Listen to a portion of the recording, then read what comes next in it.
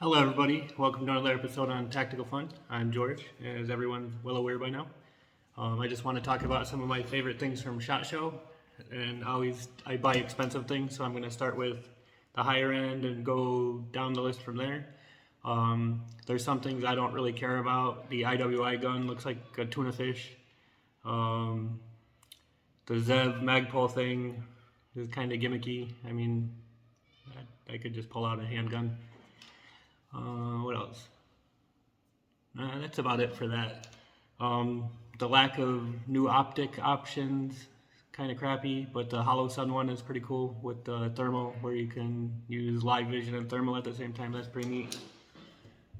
But so starting at the top, the new Knights Armament rifles. I will have every one of them if we could ever get them. Right now, there's like a 2-year wait on regular rifles, so maybe in 2 years I'll show you one. Both new Geisley rifles, the 6 arc looks awesome, and the 308 6.5 Creedmoor one looks awesome. Somebody made a comment that the heavy one is going to cost more than a Scar 20, so I don't know. And then that's about it for really higher end rifles and stuff. The CADX bolt action F1 bolt action chassis is cool. That's really it. There's not so much new rifle innovation, but if we go down the list in the mid section, I'm gonna put them there because they're gonna probably be $1,200 or $1,500. The new PSA Jackal 13.7 and 16-inch models, and all the others, the stocks and everything they have for them is pretty cool. PSA is doing some cool things. Even if you go down into the Dagger handguns, they announced like 10 new models of that, and then the Live Free Armory chassis, they're going to use that for a model, so you're going to have interchangeable grips like the Zev OZ9. So it's not quite an OZ9, but it's like if you wanted an OZ9 but you had to pay your mortgage at the same week, you could get one. The new Zev pistols, I don't really care. They're the Gen 2 OZ9. I mean, my OZ9 that you saw me review was a dumpster fire. It wasn't amazing. And then the new one looks almost exactly the same, so I don't know why anybody would do that again. What else do we have? We have the Smith & Wesson 5.7. I'm actually going to get one. One of my distributors I have now, I could get 5.7 ammo pretty easy and pretty cheap for me to test out on here.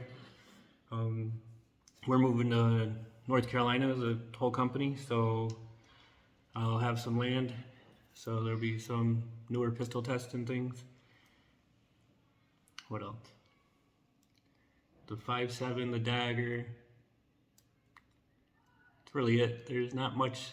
The holosun, there's not really so much cool. My favorite thing I'm gonna buy, I ordered it already, is the new DACA case from Magpul. That's what I'm most excited about. The rifle organizing case. Like, it's useful. It's actually useful. It's available now. This other stuff you're not gonna be able to get this year or at all. The Smith & Wesson you could probably get in a couple of weeks, because when they announce something, it's already developed. They have magazines waiting to ship and everything. So I don't own any Smith & Wessons because they're so boring, but this one's kind of cool with the threaded barrel and the internal hammer. And it comes with the suppressor height sights and the red dot cut and all that. So, and it's 22 rounds as opposed to the 20 rounds in the FN and the Rock.